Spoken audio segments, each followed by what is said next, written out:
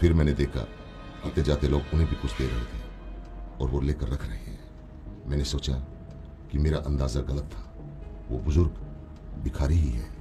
जिज्ञासा पूर्वक मैं की तरफ बढ़ा तो कुछ लोगों ने मुझे आवाज लगाई, उसके करीब ना जाइए डॉक्टर साहब, वो बूढ़ा तो पागल है।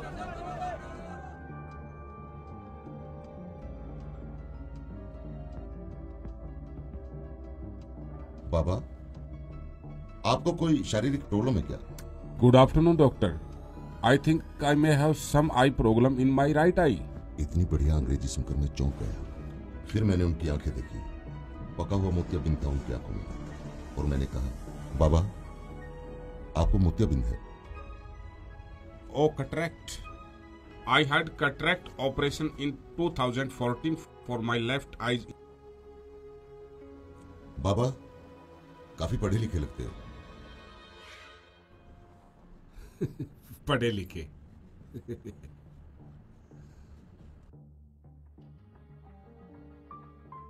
लो डॉक्टर, उधर बैठकर बात करते हैं, वरना ये लोग भी तुझे मेरी तरह पागल कहेंगे। मे आई हेल्प यू? अरे अभी तो समर्थ हूं मैं अपना खुद बोझ ढोने में। तो हाँ बाबा, अब बताओ आप यहाँ क्या कर रहे हैं?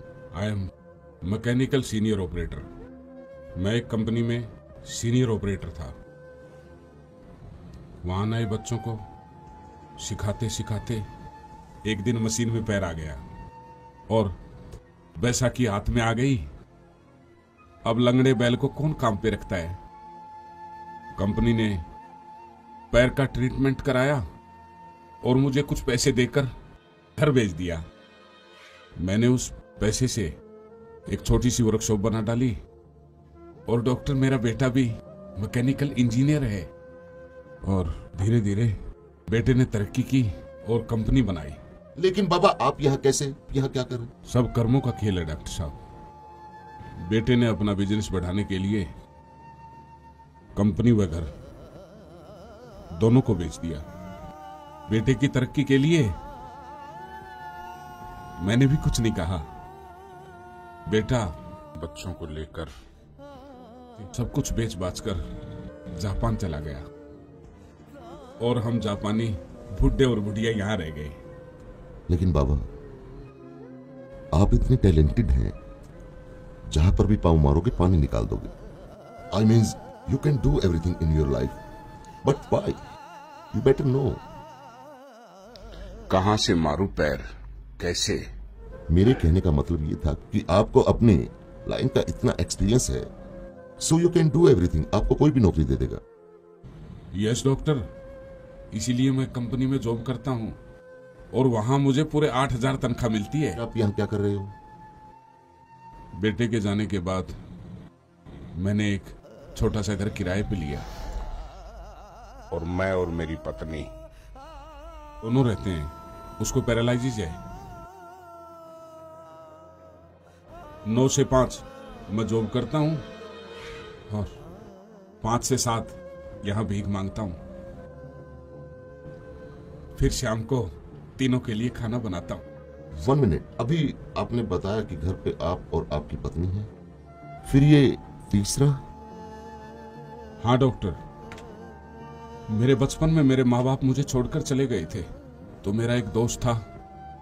उसकी माँ ने मुझे पाला पोसा, पढ़ाया लिखाया और अभी 2 साल पहले मेरे उस दोस्त का हार्ट अटैक से निधन हो गया। 95 इयर्स ओल्ड उसकी माँ, जिसका कोई नहीं था, और उसको मैं अपने साथ घर ले आया और हम सब अब उनके साथ रहते हैं। बाबा आपका बेटा आपका सब कुछ ले गया, आपको रास्ते पे ले आया, ठोकरे खाने पर मजबूर कर दिया, आपको गुस्सा नहीं आया? नो डॉक्टर, अरे वो सब उसी का तो था। हर माँ बाप अपने बच्चों के लिए ही तो करते हैं। उसका था, सो वो ले गया। इसमें गुस्से की तो कोई बात ही नहीं। नहीं नहीं, ये लेने का कौन सा तरीका हुआ? ये तो सरासर लूट हुई ना। हाँ, और अब आपका भीख मांगने का कारण भी मेरी समझ में आ गया। 8,000 रुपए में आप तीनों का गुजारा नहीं होता, इसलिए आप यहां आते हो। नो डॉक्टर, 8,000 रुपए में मैं सब कुछ मैनेज कर लेता हूं, खाना पीना। लेकिन जो मेरी माँ है ना, उसको ब्लड प्रेशर और शुगर है, कंटिन्यू उसकी दवाइयां चल रही हैं। बस 8,000 रुपए में मैं वो दवाइयां मैनेज नहीं कर पाता, इसलिए मैं 5 से 7 यहां भीख मांगता हूं, जो भीख में पैसे आते हैं। और हाँ डॉक्टर, मैं पैसों के अलावा भी स्वीकार नहीं करता। जो भीख में जो पैसे आते हैं, मैं मेडिकल स्टोर वाले को जमा करा देता हूं हर रोज, और वो मुझे महीने भर की दवाइयां दे देता है। किसी दूसरे के माँ के लिए आप यहाँ रोज भीख मांगते हो? हाँ? नो डॉक्टर, किसी और की नहीं, वो मेरी अपनी माँ से भी बढ़कर है। बचपन में उसने मुझे पाला पोसा, मेरा बहुत कुछ किया। अब मेरी बारी है ना, मैं भी उसके लिए कुछ करूं। मैंने उन दोनों से कह रखा है कि 5 से 7 मुझे एक काम और मिला है। अच्छा बाबा, एक बात बताओ, अगर उनको पता चले कि आप 2 घंटे भीख मांगते हो तो उनको बुरा नहीं लगेगा? कैसे पता चलेगा डॉक्टर साहब?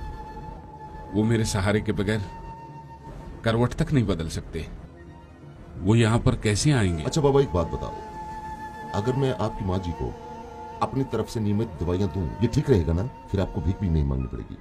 डॉक्टर, आप भिखारियों के लिए दवाइयां देते हैं, लेकिन आप माँ जी को दवाइयां देंगे तो वो भी भिखारी कहलाएगी ना? अभी मैं समर्थ हूं, मुझे कोई भिखारी कहे तो चलेगा, लेकिन माँ जी को कोई भिखारी कहे ना, वो मुझे मंजूर नहीं। डॉक्टर बाबा, भिखारियों को डॉक्टर समझकर नहीं बल्कि ये भाई समझकर आई रिक्वेस्ट यू, प्लीज ये दवाइयां स्वीकार कर लीजिए। डॉक्टर, मुझे इस रिश्ते में मत बांधो, एक गया है छोड़ के, कल को अगर तुम भी चले गए, मुझ में सहन शक्ति नहीं है। खुश रहो बेटा तुम। अच्छा, अब मैं चलता हूं, मुझे घर जाके अभी खाना भी बनाना है। शब्दों से तो उन्होंने मेरे द्वारा पेश किए गए रिश्ते को टुकरा दिया था, लेकिन मेरे सिर पर रखे उनके हाथ के गर्म स्पर्श ने मुझे बताया कि मन से उन्होंने इस रिश्ते को स्वीकारा था।